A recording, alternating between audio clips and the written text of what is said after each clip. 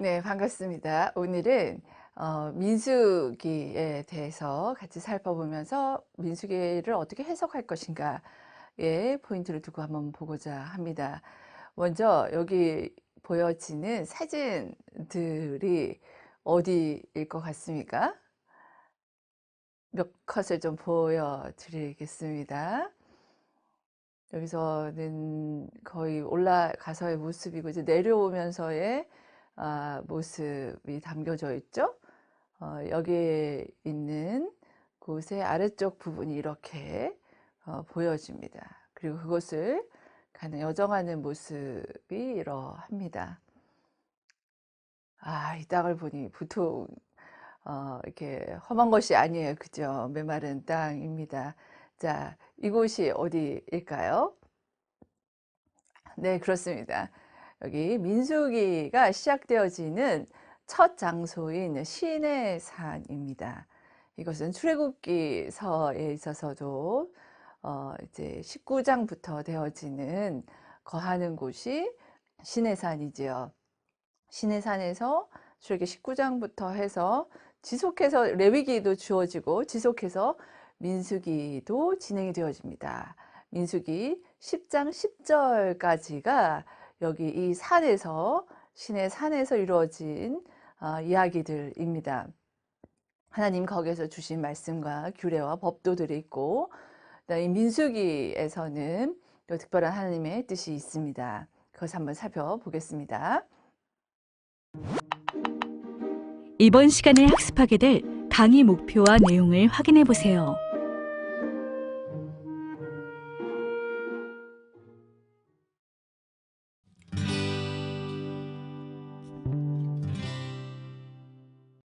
자, 여기를 보면 이제 민수기 계관을 전체적으로 한번 살펴보고자 하는데 이 민수기는 히브리로는 베 미드바르라고 합니다. 베 미드바르. 이 말은 광야에서라고 해석이 될 수가 있겠습니다. 그 이유는 민수기 전체의 배경이 광야에서 진행되어진 이야기이기 때문에 베 미드바르라고 되어 있고 이것은 민수기 첫 장, 첫 절, 처음에 나와 있는 단어입니다. 보통 성경의 제목이 각 첫 장의 첫 절의 첫 부분이지요. 유대교에서는 민수기를 광야에서라고 불리는데 그 이유는 이스라엘이 시내 광야, 시내 산에서부터 해서 시내 광야에서 시작이 되어지고 그 다음에 이제 바란 광야 그리고 마지막에는 모압 평지 로 이동하는 것이 되어집니다. 광야에서의 여정이 이렇게 진행이 되어집니다. 그래서 이 민수기를 광야에서라고 불려지고 있습니다. 민수기는 이제 출애굽해서 이제 나왔잖아요. 그 다음 이제 광야에서 시내산에서도 그렇고 죄를 지은 9세대로부터 이제는 약속 땅으로 들어가야 될 신세대로서의 전환이 기술되어 있는 것. 이것이 가장 키 포인트가 되겠습니다. 9세대에서 신세대로의 전환이 일어나고 있다라는 것이 이 주요한 요점이 되겠습니다. 그것을 한번 살펴보면 이제 출애굽기서에서 율법이 수여가 돼요. 그죠? 그리고 레위기에서 제사장이 선임이 되어집니다. 네, 민수기 앞부분에 있어서는 인구가 계수가 되어져요. 인구 조사가 일어납니다. 그리고 난 다음 광야에서의 여정, 시내산도 그렇죠. 에서의 시간들에 대해서 얘기하고 26장에 있어서 인구에 대해서 다시 계수가 일어나게 되고 26장 63절부터는 제사장 및 차세대 지도자를 선임하는 일이 있게 됩니다. 그리고 마지막 민수기 27장에서 30장에는 율법이 다시 한 번 더 수여가 되어집니다. 이렇게 해서 카이아스틱 구조, 교차 득구 구조의 중심에 출애굽기서부터 해서 20장부터 해서 쭉 연결되어지는 것을 봤을 때 가장 중심에 광야에서의 여정이 중심을 이루고 있는 것. 근데 그 중심에서 앞부분의 인구 조사와 뒷부분의 인구 조사가 있는데 앞부분에 있어서는 출애굽해서 나온 그 첫 세대 인구 조사입니다. 그런데 민수기 26장에 있는 인구 조사, 인구 계수에 있어서는 새로운 세대의 인구 개수가 일어나게 되고 그 중심이 광야에서의 여정이 담겨져 있습니다. 그래서 구조로 봤을 때는 출애굽 세대에서 광야에서 새로 태어난 새로운 세대의 전환이 중요한 포인트라고 했죠. 이제 그것을 중심으로 해서 구조를 본다면 이렇게 보여집니다. A, B, C, D, E로 해서 되어지고 A의 출애굽 세대 인구 조사가 일어났다면 A-에서는 광야 세대에서 태어난 새 세대의 인구 조사가 일어나고 있습니다. 이렇게 해서 점차적으로 A, B, C, D, E로 되어지는데 똑같은 형태로 구조로서 A-, B-, C-, D-, E-로 되어지는 것을 볼 수가 있습니다. 그러므로 출애굽기 세대의 인구 조사, 그러니까 새로운 구세대와 새로운 세대의 이 전환이 중요한 핵심을 이루고 있는 것이 구조적인 면에 있어서도 우리가 볼 수가 있겠습니다. 그러면 이제 새로운 세대와 구세대의 그 포인트를 따라 핵심을 따라서 이제 달라졌다면 이제 민수기에서 지리학적인 구조로서도 이제 민수기 전체의 구조가 가늠이 되어집니다. 신의 광야, 신의 산에서가 10장 10절까지이고 그 다음에 가데스 주변의 지역까지가 20장 13절까지 되어 있어요. 그리고 가데스에서 모압까지가 20장 14절부터 해서 36장 13절까지로 해서 신의 광야, 가데스 그리고 모압 이 세 지역으로 뚜렷한 구분이 또 지리학적으로 구조적으로 되어져 있습니다. 그렇다면 주제적으로 보면 이 주제적으로 봐도 세 가지로 나눌 수가 있는데요.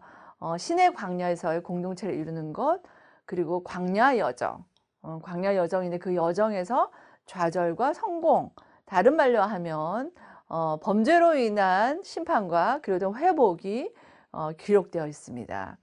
그리고 26장부터 해서는 인구 조사가 되어지면서 정착을 위한 마지막 준비의 단계들이 기록이 되어져 있습니다. 그러니까 새로운 세대의 전환, 그들의 준비 과정이 26장부터 마지막에 되어져 있습니다. 그렇다면 이제 전체적인 구조를 한번 살펴보면 올슨이라 학자는 이렇게 기록을 하고 있습니다. 이제 본 것처럼 25장까지가 옛세대의 종말을 얘기하고 있다라고 보며 처음에 나온 세대가 이제 1장부터 10장까지에서는 그 백성이 광야로 진짜 이제 진입해서 가기 전에 행군의 준비와 그 다음 시작이 일어나게 됩니다. 이것이 이제 행군에 준비하려면 인구 조사도 일어나게 되고 이 진영이 정비가 돼야 되는데 그것이 이 부분에서 일어나고 제2적인 조직 또한 되어집니다. 제사장과 레위인과 나실인 이 부분이 나오고 있어요. 그리고 행군이 되어집니다. B 부분에 있어서는 25장 18절까지인데 실패와 죽음인데 다른 말로 하자면 이스라엘의 거룩한 백성이 하나님을 반역하고 그러므로 죽음이 있고 그러나 하나님께서 그들을 구원하시는 순환되어져 이것이 반복적으로 패턴이 되어지는 것이 여기 11장부터 해서 25장까지 되어져 있습니다. 그래서 이제 반복적인 반역과 속죄의 사건들이 20장까지 되어지고 그 다음 21장부터 해서 25장까지에는 첫 세대의 종말이 일어납니다. 그러나 소망 앞으로 이제 약속의 땅에 들어갈 그 소망의 신호들이 함께 병행되어져서 나타나지만 결국은 첫 세대의 종말이 어떻게 되어지는지가 거기에 적혀져 있습니다. 그리고 말씀드린 것처럼 26장부터 해서 마지막까지가 새 세대의 탄생이 로 하나의 단락이 되어집니다. 거기에서는 이제 새 세대의 준비와 조직이 있겠죠. 거룩한 하나님의 백성으로서 약속의 땅으로 들어갈 준비가 되어지는 것이 하나의 포인트이고 그 다음에 이 세대가 정말 새로운 세대가 신실하여서 약속의 땅을 들어갈 수 있는가 아니면 첫 번째 세대처럼 반역하고 실패할 것인가 이 부분에 대한 다 확답되어지지 않은 이렇게 명확한 답을 주지 않지만 그에 대한 질문을 가지고 볼 수 있는 부분이 26장에서 36장이 되게 했습니다. 이제 반역의 옛 세대가 25장까지이고 소망의 새 세대가 26장부터 해서 마지막이라 했을 때에 여러분 재미있는 것은 여기 보여지는 도표처럼 서로 쌍을 이루는 것을 볼 수가 있겠어요. 서로 똑같이 평행을 이루고 있습니다. 1장에서는 이전 시대, 옛 세대의 출애굽한 세대의 인구조사가 되어진다면 26장에서는 새롭게 이제 광야에서 태어난 12지파의 인구조사가 일어나게 됩니다. 이 인구조사가 그렇게 다르지 않음을 보면 참 놀라운 일입니다. 왜냐하면 첫 번째 세대가 다 죽었는데 두 번째 세대가 새로 태어났는데 그 인구조사에 그렇게 많은 차이가 있지가 않아요. 그리고 3장에서 레위지파 인구조사, 26장에서 레위지파의 인구조사가 있고 여자들에 대한 법 규정이 5장에 있는데 27장에서도 나타나고 있어요. 그리고 또 좀 내려가 보면 9장에서는 유월절 축제에 관한 얘기가 있는데 여기에서도 유월절에 어떤 28장 16절에서 25절에 보더라도 유월절 축제에 대한 지시가 내려지고 있습니다. 13장에 있어서는 정탐꾼의 12명의 목록이 나와요. 이제 13, 14장 때문에 이제 옛 세대가 가나안 약속의 땅을 들어가지 못하고 죽게 됨을 결과가 나온 이유가 여기에 있죠. 여기 그거와 이렇게 평행을 이루는 것은 이 민수기 34장과 그 다음에 32장에 보면 34장에는 각 지파의 우두머리가 나와요. 그리고 32장에는 죽음을 초래했던 옛 정탐꾼 얘기가 교훈으로 주어지는 얘기가 한 번 더 반복이 되어져서 서로 쌍을 이루고 있습니다. 그리고 마지막으로는 10장에서 25장에는 이스라엘이 지나간 지역들의 이름이 지속해서 그 역사와 함께 기록이 되어 있는데 33장에 있어서는 이스라엘이 광야를 지나간 지역의 이름들이 요약적으로 나와 있어요. 이것은 10장에서 25장은 하나하나 그 사건들을 통해서 기록이 되었다면 33장에는 이 앞에 있었던 것의 요약의 이름들이 기록이 되어지고 있습니다. 참 놀랍죠?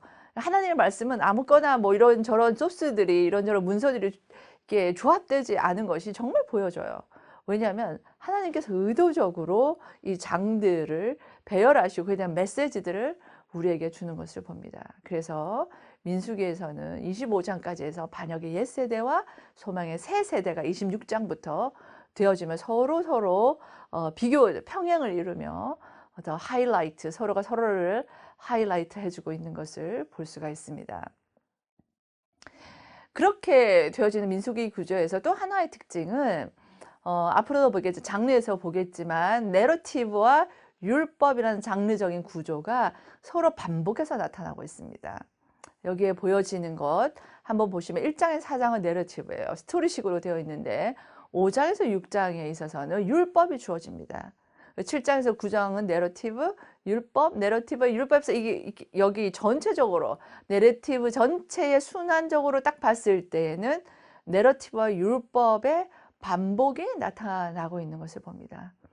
여기에서 알 수 있는 것은 내러티브에서는 하나님께서 어떻게 이스라엘을 인도하시고 이스라엘이 어떻게 그에 반응했는지가 나와 있다면 율법에 있어서는 거룩한 하나님 백성으로서 이제는 백성으로서 어떻게 삶을 유지해야 되는지에 대한 것과 이제 광야 여정을 가기 위해서 여정 속에서 무엇을 지켜야 될지를 하나님께서 아주 상세히 설명을 해주고 있습니다.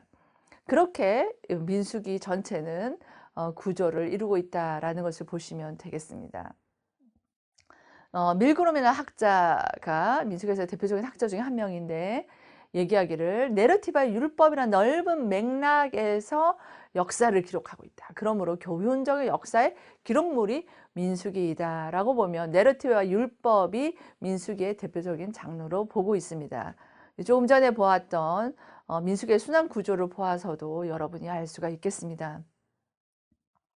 그리고 또 민수기의 구조를 앞에서 우리가 주제적으로 보았고 지역적으로 보았는데 이제 연대기적 시간적인 구조로 보았을 때는 이제 1장부터 해서 10장 11절까지가 광야 생활한 지가 이제 출애굽에서 나온 지가 이제 2달하고 1일부터 19일까지의 시간이 거기서 적혀져 있습니다.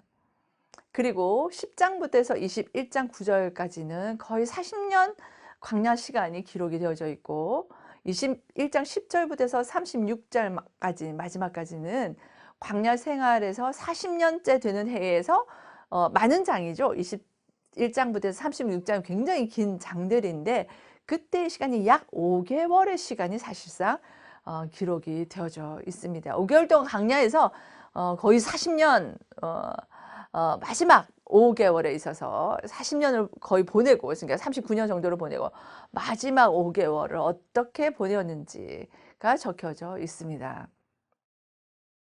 이 40년 동안에 이 민수기에서 어떤 일들이 있었는지를 간단하게 한번 살펴보면요. 미리암과 아론에 대한 심판이 있습니다. 그리고 모세의 권위에 대한 도전을 한 것이 나타나 있죠.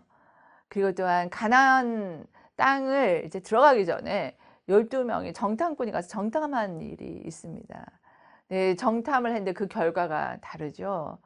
갈렙과 여호수아 빼고는 모두 다 그곳이 너무나도 크고 두려운 곳이라 갈 수가 없다라고 얘기를 하고 갈렙과 여호수아는 하나님을 의뢰함으로 믿음의 말을 하게 됩니다. 근데 그 결과가 이제 극명하게 달라서 약속의 땅인 가나안 땅으로 첫 번째 세대는 갈 수 없음의 결과가 나온 것이 가나안 정탐꾼의 그 사건입니다. 그리고 민수기 16장에는 고라 자손과 다단과 아비람이 군대를 동원해서 모세와 하나님을 대적하는 일이 있습니다. 그 일로 인하여 250명의 분향과 죽음이 일어나게 됩니다. 그 일로 인하여 전염병을 내리셔서 14,700명이나 죽는 일이 일어났습니다. 이것을 보더라도 리더에서의 어려운 면이 어떤 것이 있을까도 알 수 있지만 하나님에 대해서 경외함을 가져야 됨을 여기서 얘기를 하고 있습니다. 그 언약적 하나님과의 관계성을 잘 유지해야 될 이스라엘을 향하여 하나님께서 아주 강력하게 메시지를 전하고 계십니다. 그리고 난 다음에 민수기 20장에 보면 무리바의 반석에 물을 내시는 사건이 기록이 되어 있고 우리가 잘 아는 것처럼 그 다음 장 21장에는 불뱀에 물려 죽는 일들이 일어납니다. 그때 노뱀을 장대에 달아서 보게 하심으로 다시 살게 하는 은혜를 하나님께서는 베풀어 주십니다. 이 모든 것이 하나님을 배신한 행동이었습니다. 모세의 권위에 도전했지만 이것은 하나님을 향한 도전이었고 하나님께서 세우신 것을 인정치 않은 것을 볼 수 있고 정탐꾼 사건 또한 그냥 정탐꾼으로 가서 보고 온 결과물이다라고 볼 수 있고 정직한 결과하고 보고다라고 볼 수 있겠지만 하나님께서는 그렇게 보지 않으십니다. 이것은 하나님을 배신한 이스라엘의 모습이 이러한 사건들을 통하여 40년 동안 진행되었습니다. 이러한 민수기가 쓰여진 목적이 무엇이냐면 그것 쓰여진 것들은 민수기는 출애굽에서 나와서 약속의 땅으로 들어가는 적경 지역까지 이르는 이스라엘의 여정이 담겨 있음을 우리에게 알려주고자 합니다. 여기에서 이스라엘이 약속의 땅을 들어가지 못하는 것은 그 불순종 때문이죠. 끊임없는 하나님을 향한 불평과 불충성과 불성실 순종으로 인해서 그 모습들이 기록되어져 있습니다. 인생이 얼마나 하나님의 약속이 있음에도 불구하고 하나님 다 준비해 주시고 공급했음에도 불구하고 그것을 신뢰하지 못하는 인생의 모습이 어떠한지를 우리에게 알려주고 있습니다. 그러나 하나님께서는 이 광야 40년의 여정을 통하여 이스라엘이 군대로 조직이 정비되어지고 개편되어지는 것을 어떻게 하나님의 군대로 이렇게 만들어지는지를 우리에게 보여주고자 합니다. 또한 광야에서 여러 가지 전투들이 있습니다. 그 경험들을 통하여서 약속의 땅 가나안에서 만나게 될 가나안 군대와의 큰 싸움들이 있어요. 그거에 대한 대비로 그것을 하고 있으며 광야에서 여러 전투들을 경험토록 하시는 하나님이신 것을 우리가 민수기를 통해서 알 수가 있습니다. 또 하나는 출애굽기는 예배 공동체의 모습에서 출애굽에서는 그것을 담고 있죠. 근데 민수기는 군사 공동체로서 이제는 어떻게 광야 여정을 이렇게 힘있게 나아가고 그다음에 여러 가지 전쟁이 있고 또한 약속의 땅에서는 약속의 땅에 들어가서 가나안을 물리쳐야 되는데 그 군사 공동체로서 어떻게 형성되어지고 있는지에 대해서 얘기를 해주고 있습니다. 우리가 앞에서 살펴본 레위기는 시내산에서 한 달 정도의 시간을 담고 있다면 민수기는 광야 40년의 시간을 담고 있습니다.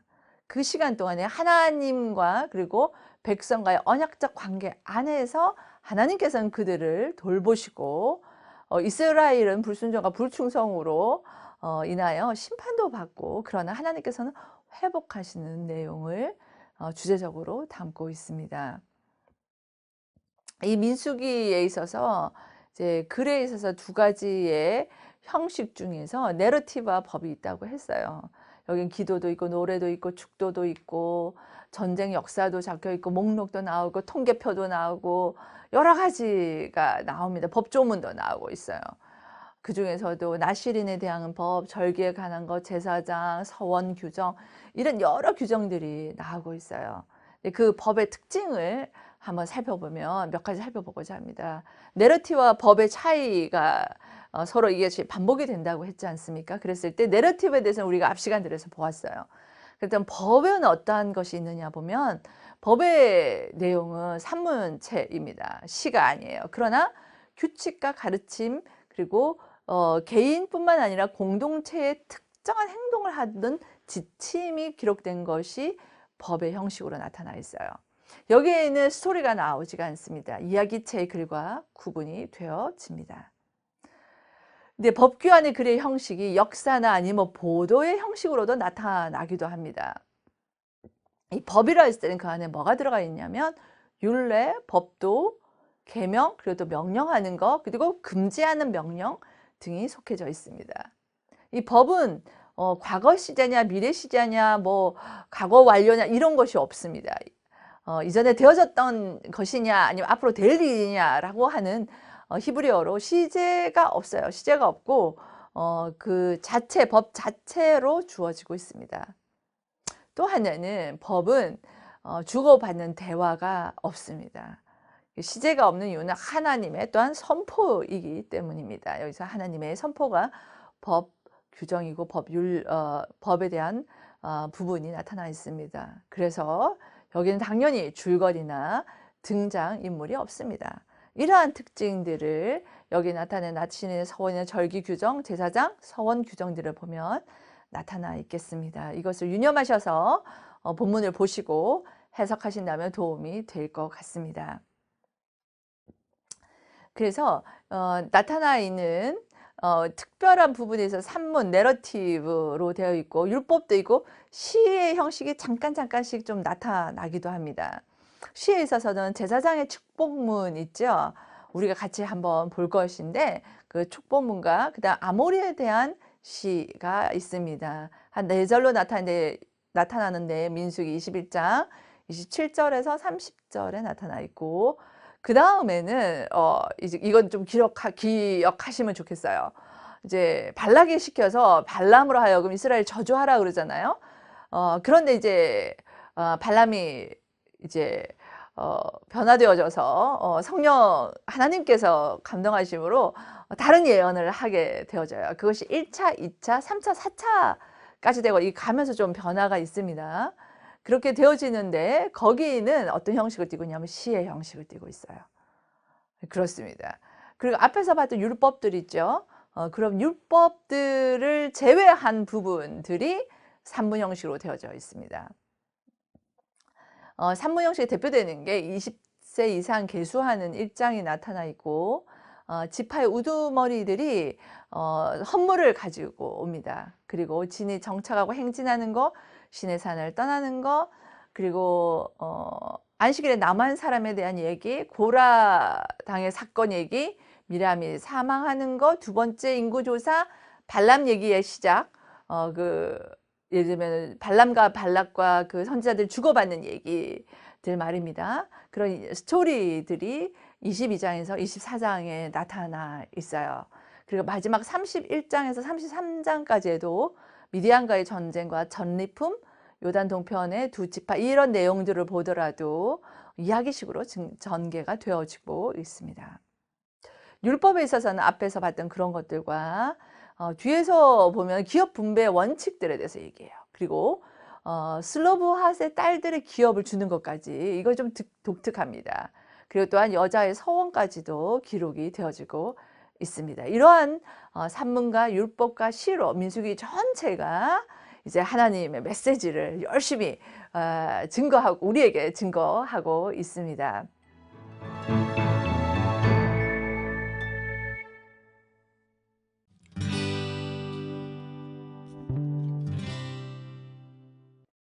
그 전체 메시지를 민수기의 메시지를 보기 전에 어떻게 이제 이 출애굽에서 모압 이제 가나안 땅을 들어가기 직전 광야 40년의 시간이 어떠했을까를 이제 출애굽기와도 볼 수 있습니다. 출애굽기와도 같이 보면은 우선 출애굽기서 우리가 앞에서 봤잖아요. 이렇게 보여집니다. 모세의 출생, 도망, 부르심, 출애굽하고 홍해 건너고 아말렉과 전쟁하고 그 다음에 이제 16장 신광야에서 1개월을 보내요. 그리고 19장에서 어떻게 해요? 한 달 보름을 보내기 때문에 우리가 나온 지 제 2달이라고 첫째 날에 뭐 이렇게 얘기를 하고 있습니다. 그리고 성막이 완성되어지는 것이 40장에 되어져 있죠. 이제 그렇게 있는 중에 어떻게 했냐면 여기 레위기 말씀이 주어지는 거예요, 여러분. 날짜를 한번 보시겠어요? 출애굽기 40장이 제2년 1월 1일이에요. 근데 레위기 여기 있는 도표를 보시면 여기 민수기 1장이 주어지는 요때 또한 언제일까요? 그 앞에 이제 레위기가 주어져요. 레위기가 주어지고 그 다음에 인구조사가 1장에서 되어집니다. 그리고 행진이 시작이 2년 2월 20일에 되어집니다.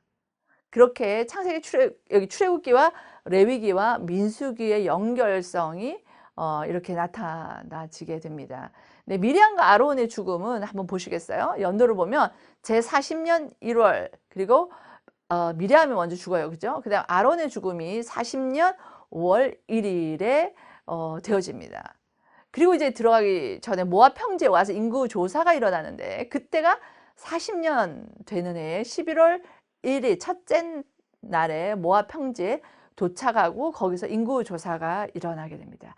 이러한 연대기적으로 연결이 되어지는데 그것을 한번 좀 어떤 사건들이 있었는지를 보면 저희들이 이 민수기 이해가 좀 쉬울 것 같아서 연대기적으로 좀 한번 먼저 보고자 해요.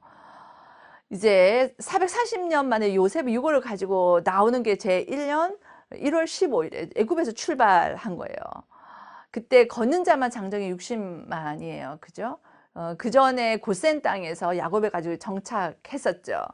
하나님께서 불기둥과 구름 기둥을 통해 이스라엘을 인도하시고 그 다음에 홍해에서 밤새 동풍을 불어서 바다를 갈라 주셨어요. 그랬더니 마라의 쓴물 광야 3일 길을 물이 없으니까 얼마나 힘들었겠어요. 그래서 말해서 물을 내어 주시고 엘림에 있어서는 더 풍성한 것으로 물을 허락해 주시죠. 불평 가운데서 하나님은 허락해 주십니다.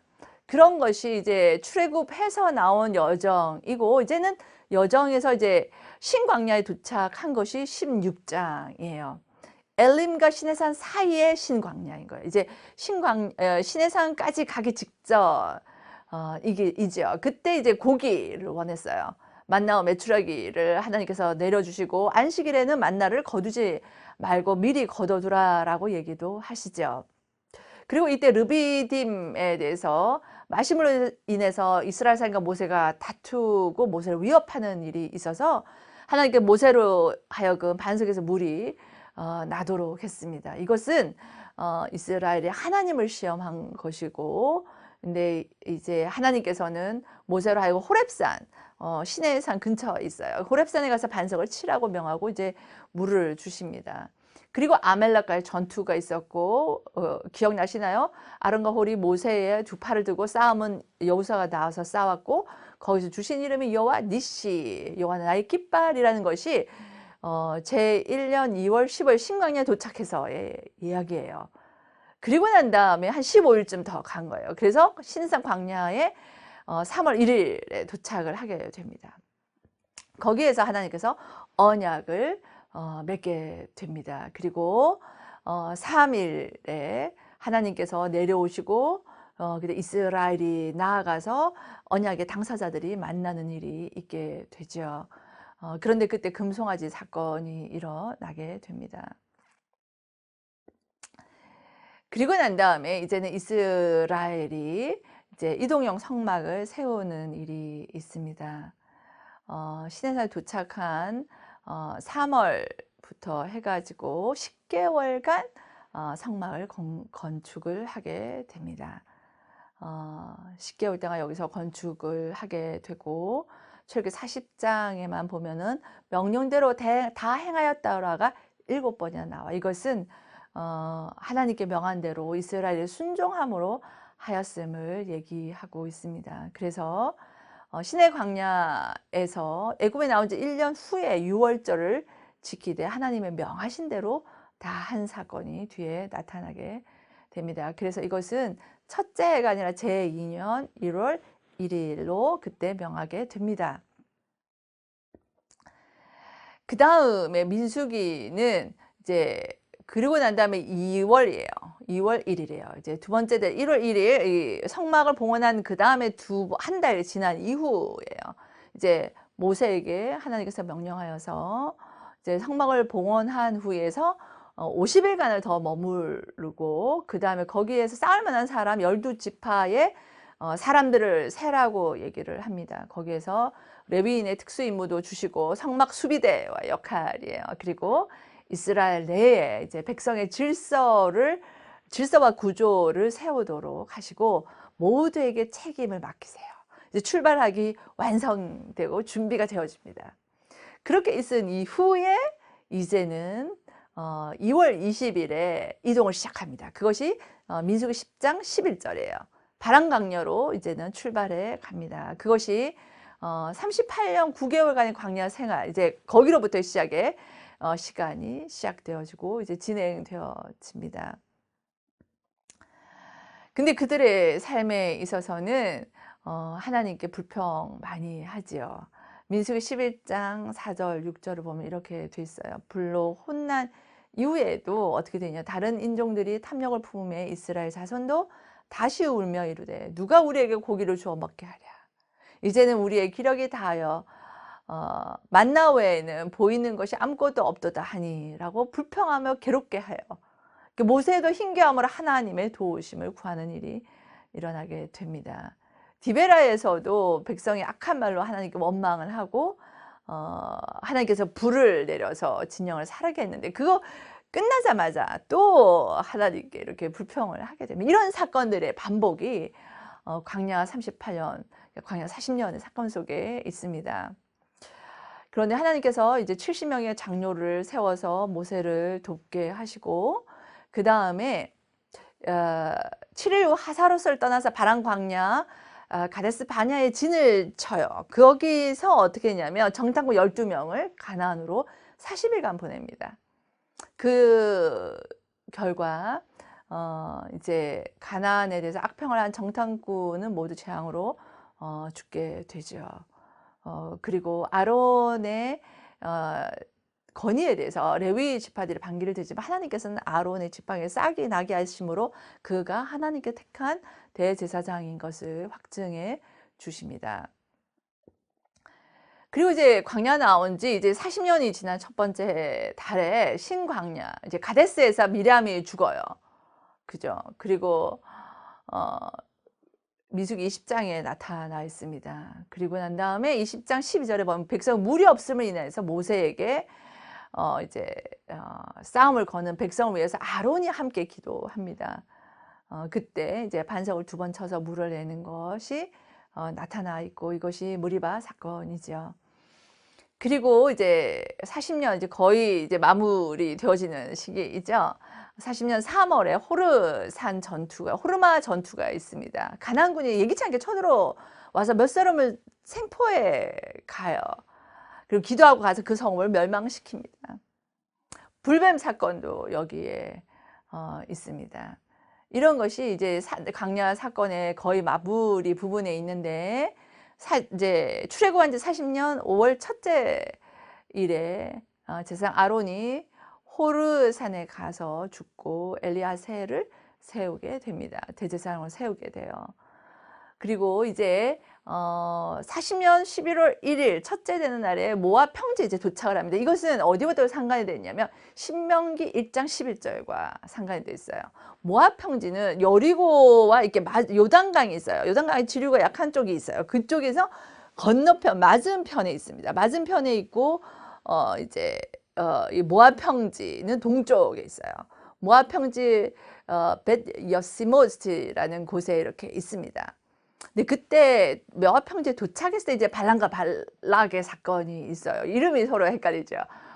발락이 이제 발람을 불러서 이스라엘을 저주하라고 하죠. 발람이 그러자 이제 타고 가던 나귀가 하나님의 사자를 만나서 이제 다시 바뀌게 되어져서 발람이 이스라엘을 축복하는 사건이 여기 이때 모압 평지에서 있었던 곳입니다.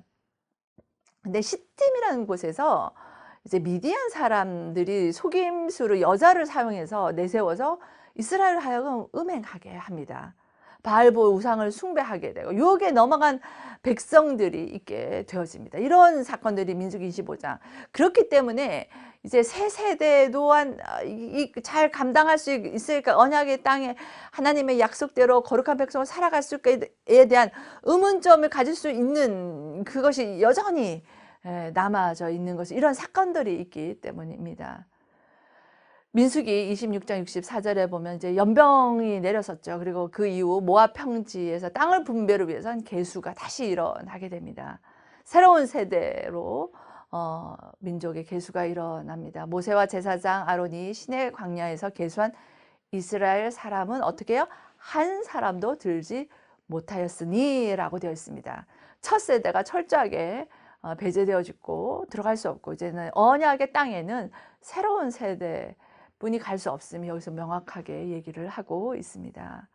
그리고 이제 광야에서 나온 지 41년 첫 번째 월에 모세가 시내산에서 설교를 합니다. 신명기 1장에 있고 한 달 뒤 모세가 죽음을 맞이하는 것이 신명기 32장에 되어져 있습니다. 이렇게 출애굽기서와 레위기, 민수기와 신명기가 연결되어지면 그 안에서의 민수기는 광야에서 이스라엘의 여정이 담겨져 있어요. 근데 이 출애굽기와 민수기의 평행의 요소들을 보면 이러한 요소들이 있습니다. 여러분도 이제 출애굽기서 읽다가 또 민수기를 보면 그죠, 여러 가지 얘기들이 같이 반복이 되는 것을 이미 눈치를 채셨을 거예요. 알고 계실 거예요. 그 장과 절들에서 비교를 해놨습니다. 한번 보시면 되겠습니다. 서로 좀 다른 면들도 있어요. 그죠? 출애굽기 이제 홍해 사건이 지나고 나서 미리압이 찬양을 하는데, 여기 민수기 12장에는 미리암과 아론이 모세를 비방해서 나병이 걸리는 것이 있습니다. 어떤 출애굽기서에서 물에 대한 불평이 곧 두 군데 다 나타나 있고, 만나와 메추라기 주심도 하나님의 공급하심이 나타나고 있습니다. 출애굽 17장에는 반석에서 물을 내시고 민수기 20장에는 호렙산사 반석에서 물을 내시는 것이 나타나 있습니다. 서로 반복해서 나타나고 있는 것을 왜 그럴까요? 왜 그러냐면 중요해서예요. 했던 얘기가 뭐 쓸 공간이 많이 남아서 써서 우리에게 기록하고 있는 것이 아니라 중요한 사건들이기 때문입니다. 그 중요한 사건은 하나님의 백성으로서 백성들이 어떻게 하나님께 반응을 제대로 했는지, 그러나 그러하지 못한 것을 계속해서 반복되어지고, 그러나 하나님 지속해서 그 은혜를 베푸시고 언약적 관계로 다시 돌아가셔서 정말 책임지시고 사랑하고 보호하시는 모습이 반복적으로 나타나고 있는 것이 출애굽기서와 민수기에도 반복되어져서 나타내 있습니다. 이렇게 되어지고 있는 이유는 출애굽해서 시간부터 해서 이제는 광야를 지나 가나안 땅 들어가기까지가 이 시내산 사건이 굉장히 중요하고, 그 다음에 가나안 땅 들어가기 직전까지가 신명기까지가 연결되어 있어요. 출애굽기, 레위기, 민수기, 신명기가 거기에 스토리이기 때문에 서로가 함께 비교 분석해서 보는 것이 각 책들의 해석에 있어서도 도움이 되겠습니다.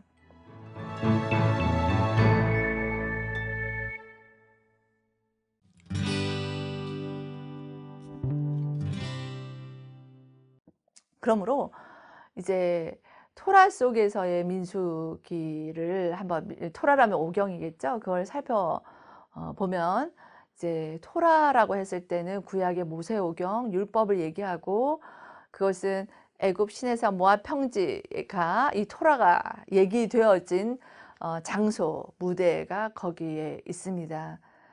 그래서 이 토라, 하나님의 모세오경의 각 권의 처음과 끝의 스토리가 서로 연결되어져 있는 것을 볼 수가 있습니다. 그죠? 창세기 끝에서 요셉을 통해서 야곱이 애굽으로 내려가게 되고, 출애굽기 1장에 있어서는 요셉을 알지 못하는 왕이 나는 것으로 시작해서 이제 성막이 지어지는 것 끝이 나고, 성막이 지어지자 레위기에 있어서는 그때에 어떻게 정결법을 지켜야 될지에 대해서, 율례에 대해서 네 가지 대표되는 법과 그 청결유지법에 대해서 얘기를 하십니다. 그리고 난 다음에 민수기에서는 그 산을 떠나기 전에 정리를 하게 되죠. 그 일이 끝난 이후에 지경을 정리하고 그 다음에 떠나가게 됩니다. 이제 그리고 이제는 모압 평지에 도착을 한 것까지가 이제 민수기인데, 이제 거기에서 모세가 마지막 못 들어가죠. 모세는 거기에서 마지막으로 설교 3번 하는 그 시작이 신명기예요. 이렇게 각 권의 끝과 그 다음 권의 시작이 이렇게 서로 스토리가 연결이 되고 있는 것이 이 모세오경의 특징 중에 하나입니다. 그래서 신의 산은 하나님의 산으로서 여호와를 섬기는 신앙 공동체로 다져지는 시간을 가지고 그것을 정비한 곳이 신의 산이라서 굉장히 중요한 의미를 가집니다. 그래서 이방 나라에서 출애굽하기 전에 애굽에서 이방 나라에서 살면서 이제는 뭐로 여호와를 중심으로 한 신앙 공동체로서 거듭나게 하는 모판, 그 바탕이 된 곳이 어디냐면 신의 산이에요. 그래서 하나님과 언약을 맺은 영적 고향이 신의 산입니다. 거기에서 하나님의 백성으로서 지켜야 될 규례와 법도가 이제 주어졌죠. 그래서 창세기는 창조 족장 시대에서 요셉의 초청을 애굽으로 이주하게 되고, 출애굽기서는 요셉을 모르는 왕이 등장해서 출애굽하고 신의 산 성막을 봉헌하는 것을 끝이 나고, 레위기는 성막 회막에서 임재하신 여호와로 시작해서 그 다음에 하나님께서 신의 산에서 이스라엘을 위해 모세의 명한 계명들이 끝까지 되어져 있습니다. 민수기에서는 신의 산은 정비가 되어지고, 그리고 광야로 나아갑니다. 그리고 이제 광야 여정의 마지막에 여리고 맞은편에 있는 요단강 동편에서 모압 평지에 거기서 모여지게 됩니다. 신명기는 그 모압 평지에 모인 이스라엘에게 모세가 설교를 하는 거예요. 이렇게 서로 연결성을 보면 가운데 이제 각 원들을 해석하는 것이 오경 해석에서 참 중요한 부분이라 보겠습니다. 그래서 토라 속에서 민수기를 보면 시내산과 모압 사이에서 주어진 얘기이지요. 시내산 위에서 언약 공동체로서 다져진 것이 출애굽기서예요. 출애굽기 19장에서 40장입니다. 예배 공동체로 세워졌죠.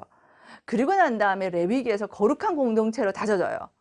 그리고 이제 민수기에서는 어떻게 되어져요? 하나님의 군대로 조성되어지는 것이 1장부터 해서 10장까지입니다. 그래서 시내산 위에서 되어진 것, 시내산 아래에서 되어진 두 가지가 이 민수기 전체를 이해하는 데 도움이 되실 것입니다. 그래서 하나님께서는 민수기에서도 성막을 중심으로 진영을 구성하세요. 하나님 중심의 질서를 가지라라는 의미이지요. 그래서 이스라엘 역할은 하나님께서 이스라엘을 이동하시죠. 근데 이제 하나님의 전쟁을 수행하는 그 군대의 역할을 하게 됩니다. 전반부 10장 10절까지는 시내산을 이제 떠나서 광야를 헤쳐나가기 전 준비. 그리고 후반부는 이제 광야에서의 실패와 좌절. 이것이 끝이 아니에요. 새로운 희망으로의 나아가는 반전이 이루어지는 것이 이제 뒷부분이 되겠습니다. 그래서 민수기 10장 11절부터 해서 끝까지의 배경이 시내산을 떠나서 모압 평지까지 가는 이스라엘 자손의 이주의 모습이 적혀져 있습니다. 그리고 이제 민수기가 증언하는 바가 있어요. 민수기 증언하는 바 몇 가지를 살펴보면 10장 11절부터 해서 14장까지는 가데스까지, 시내산에서 가데스까지 행진이에요. 여기서는 군대가 불평하고 모세를 향한 폭동이 일어나고 심판과 재앙이 일어나게 됩니다. 그 앞에서 이제 13, 14장에서 특히 정탐꾼 사건 때문에 어떻게 되나요? 그 결과로 15장부터 16절에 보면 모압까지 행렬인데요. 40년 후에야 가나안 땅으로 들어가는 결과가 위에 있는 첫 번째 결과 10장 11절에서 14장 45절까지에 있는 그 이유 때문에 되어지게 됩니다. 민수기 33장에 있어서는 모압 평지에 도착을 하게 되죠. 이제 이스라엘이 여정을 회고를 합니다. 그래서 놀랍게도요, 33장을 보시면 한번 펴보세요. 42번이나 장소를 언급을 하고 있어요. 어떤 형식을 띠고 있냐면 어디를 떠나 어디에 진을 치고라는 말이 계속해서 반복이 되고 있습니다. 왜 이렇게 여러 번 반복이 되고 있을까요? 우리는 읽으면 졸릴만 하고 읽지 않고 그냥 쑥 하고 지나갈 수 있는 부분을 이렇게 강조를 하고 있을까요? 그것은 이스라엘의 광야 여정이 여호와 하나님께서 행하신 역사의 보고서다 이 말입니다. 아멘이십니까? 아멘이지요. 그럼요. 이스라엘이 실패하고 불신하고 잘못해요. 그러나 그것이 포커스가 아니에요. 가장 중심점은 여호와 하나님께서 행하신 역사 보고서라는 거예요. 그것을 가만히 들여다보면 하나님의 언약에 하나님의 신실하심과 은혜의 하나님이 나타나 있습니다. 이렇게 보고서가 적혀 있는 것은 여러분 어디서도 볼 수 있냐면요. 아수르 왕들이 원정기를 보면 나와 있어요. 그들은 이제 막 점령을 하잖아요. 갔던 장소들은 기록들은 막 되어 있어요.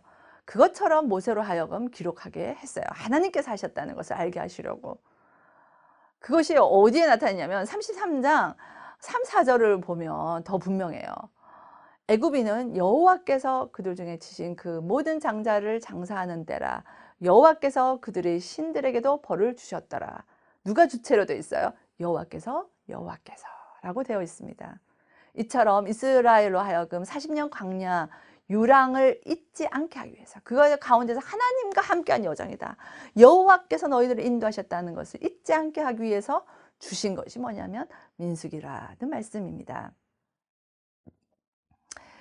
그렇습니다. 이제 출애굽에서 나왔는데 민수기는요. 출애굽에서 나왔는데 시내산에 머물렀지만 머무른 곳에 그냥 엉덩이 붙이고 자리 천막치고 살 수가 없어요. 삶의 자리를 옮겨야 하는 것이 민수기에서 보여지고 있습니다. 이제 광야로 나아가는 길은요. 토라에 의지하는 길이고 말씀에 의지하는 길, 그 내 의지와 그리고 나의 둥지, 나의 편한 것을 떠나 하나님의 말씀을 의지함으로 움직여야 되고 하나님만 바라고 사는 삶의 자리로의 이동의 여정, 이동의 길이 광야입니다. 그리고 또한 하나님의 언약 백성으로 또 하나님의 사람으로 하나님의 군대로 나아가는 여정이 민수기에 적혀져 있는 것입니다. 그래서 민수기는 민수기에 나타난 토라는 이 민수기는 뭐 나타내냐면은 준비 과정과 또한 실천, 말씀대로 실천하는지 이것에 대한 이중 구조 속에 나타나 있습니다. 그래서 율법과 내러티브 두 가지가 반복적으로 나타나 있는 것을 볼 수가 있습니다. 그래서 이렇게 시내산에 주어진 민수기는 하나님 뜻대로 살도록 미래를 위한 하나님의 처방임을 나타내주고 있습니다. 그리고 시내산의 토라는 이스라엘의 정체성을 일깨워 주고 있어요. 그리고 하나님의 통치와 다스림을 강조합니다. 하나님의 이끄심을 백성으로 하여금 받도록 따르는 하나님의 이끄심에 따르는 순종하는 곧 언약적 관계로서의 순종하도록 하나님께서는 이스라엘을 훈련시키고 계십니다. 그러므로 민수기는 영적 여행을 얘기하고 있습니다. 말하자면 하나님 뜻을 이루고자 나를 부인하고 토라의 길을 가는 여정을 얘기하고 있죠. 무엇을 위해서 그러합니까? 하나님 여호와가 드러나고 또 하나님 백성으로서의 삶이 무엇인지를 배우도록 이 여정이 주어지고 있습니다.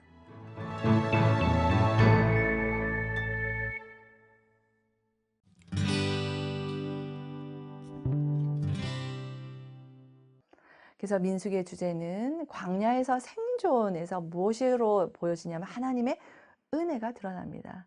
이전에 노예였지만 해방되어져서 하나님 백성됨이 무엇인지를 알아가는 시간입니다. 또한 광야에서 그냥 힘들고 어렵게만 내버려 둔 것이 아니라 인도와 보호하심을 받습니다. 구름 기둥과 불 기둥, 광야 이러한 양식으로 공급을 받고 있습니다. 그래서 이 민수기는 이스라엘 반역이 주제가 아니라 하나님의 자비와 용서, 하나님의 동행이 주제가 되겠습니다. 그래서 민수기에서 신학적인 메시지를 몇 가지만 한번 살펴보고자 해요. 첫 번째는 광야입니다. 베미드발에서 나타나는 것처럼 광야에서예요. 그렇기 때문에 광야가 큰 신학적 주제가 되어집니다. 민수기는 40년 광야 생활을 배경으로 하고 있어요. 그리고 광야는 이스라엘의 민족으로 하나 되어서 출범하는 장소였습니다. 또한 광야는 이스라엘이 애굽 노예에서 해방되어 하나님 언약 백성으로 준비되어지고 이제 약속의 땅으로 가는 주인으로서 변화되어져 가는 전환점을 주었던 곳이 광야입니다. 광야는 결탄코 이제 정착지가 아니죠. 잠시 머물 수밖에 없는 험한 곳입니다. 그러나 그 가운데 하나님의 안전하고 풍요로운 약속 땅으로 가기 위한 나그네 땅으로서의 존재를 하고 있습니다. 광야에서는 하나님만 의지하고 살아가는 법을 배우는 곳이죠. 백성으로서는 테스트 받는 곳이기도 했습니다. 이스라엘은 반대적으로 불평하고 불신하고 반역하고 그러나 하나님께 회개하고 또 회복을 경험한 곳이기도 합니다. 또한 광야는 이스라엘의 민족으로 더욱더 견고해지게 된 곳입니다. 예배 공동체로 시작을 했지만 그뿐만 아니라 하나님의 군사 공동체로서의 준비의 과정으로 하나님의 백성으로서 영적인 것뿐만이 아니라 실제적인 삶을 살아갈 수 있는 공동체로서도 강하게 준비되어지는 곳이 광야이었습니다. 두 번째 신학적 메시지로는 하나님의 동행입니다. 다른 말로 하면 하나님의 임재가 되겠죠. 이스라엘은 40년 동안 불신과 불순종입니다. 근데 가장 중요한 것은 하나님의 임재, 곧 하나님께서 이스라엘과 동행하심이 핵심이 되겠습니다. 하나님의 동행은 이스라엘의 필요를 채워주심으로도 나타났습니다. 또한 하나님께서는 이스라엘과 함께하기 위해서 정결한 공동체로서 거룩한 백성의 삶을 제시해 주십니다. 여러 가지 규례들을 주시지요. 정결 공동체에 관한 규례도 주시고 제물과 거룩한 날들에 대한 서원도 어떻게 될지도 알게 하시고 레위 지파의 의무도 주시기도 합니다. 또한 하나님의 동행은 하나님 말씀에도 있습니다. 하나님께서는 말씀하심으로 이스라엘에게 이렇게 규례들을 주시고 말씀하심으로 친히 인도하셨습니다. 특히 민수기 9장 23절에 나타나는 말은 9장 18절에도 거의 비슷하게 나타나요. 한번 읽어보겠습니다. 곧 그들이 여호와의 명령을 따라 진을 치며 여호와의 명령을 따라 행진하고 또 모세를 통하여 이르신 여호와의 명령을 따라 여호와의 지금을 지켰더라라고 얘기하고 있습니다. 여기 있는 것처럼 여호와의 명령, 곧 하나님께서 말씀하심으로 이스라엘을 인도하심이 그렇게 동행하심이 나타나 있습니다. 세 번째로는 이스라엘 백성이죠. 첫 번째 세대는 죄로 인하여 죽음과 또한 심판을 받음이 1장에서 25장까지 나타나 있습니다. 그러나 하나님께서는 여전히 그들을 개입하셔서 돌보시고 훈련을 시키셨습니다. 그래서 백성이 예배 공동체와 또한 군사 공동체로서 든든히 세워지도록 하셨습니다. 그러므로 하나님의 거룩성에 합당한 거룩한 백성이 되도록 하셨습니다. 그것이 이스라엘 백성과 하나님과의 관계에 나타나 있어요. 또한 민수기의 두 번째 세대는 소망의 세대로 일어나는 것이 26장부터 끝까지 나타나 있습니다. 그 새로운 세대가 하나님 앞에 서 있고 약속의 된 땅에 들어갈 새 세대가 준비되어지는데 리더십도 모세에서 여호수아로 바뀌어집니다. 그리고 하나님께 만나러 갈 때 그 드릴 제사에 대해서도 얘기가 되어지고 있습니다. 이렇게 하나님께서 이스라엘 백성의 불신과 또한 불순종, 그러나 하나님께서 회복하심도 또한 새로운 세대의 준비도 되어지는 것이 민수기의 중요한 신학적 주제가 되겠습니다. 이렇게 우리가 좀 긴 시간에 민수기에 대해서 살펴봤습니다. 정리를 해보자면 민수기는 장르적으로는 내러티브와 율법이 반복적으로 되어져 있습니다. 그리고 연대기적으로 주제적으로 이렇게 세 단락씩 나누어져서 구조를 이룰 수 있다라는 것을 볼 수가 있습니다. 특히 주제적으로 보면 시내산에서 공동체를 이룬 것이 10장 10절까지고 10장 11절에는 출발되어지는 거예요. 광야의 여정. 그리고 난 다음에 26장부터 해서 마지막까지는 이제 정착을 위한 최후의 준비가 되어져 있습니다. 그래서 오경 속에서 민수기 자리를 보면 시대의 산 위에서 언약 공동체로서 다져지고 이제는 거룩한 공동체로 세워지는 것이 레위기라면 시내산 아래서 이제는 민수기를 통하여 하나님의 군대로 조성되어지는 것이 민수기가 되고 이것으로 서로 연결성을 가질 수가 있겠습니다.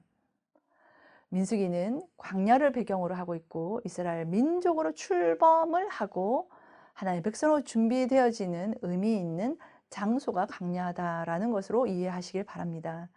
또한 이스라엘의 반복되는 불평과 불순종이 있음에도 불구하고 하나님은 신실하심으로 이스라엘을 인도하시고 지도하시며 광야 40년을 인도하신 하나님의 동행, 이것이 신학적 중요한 주제로서 민수기에 드러나 있다라고 오늘 배운 바를 정리할 수가 있겠습니다.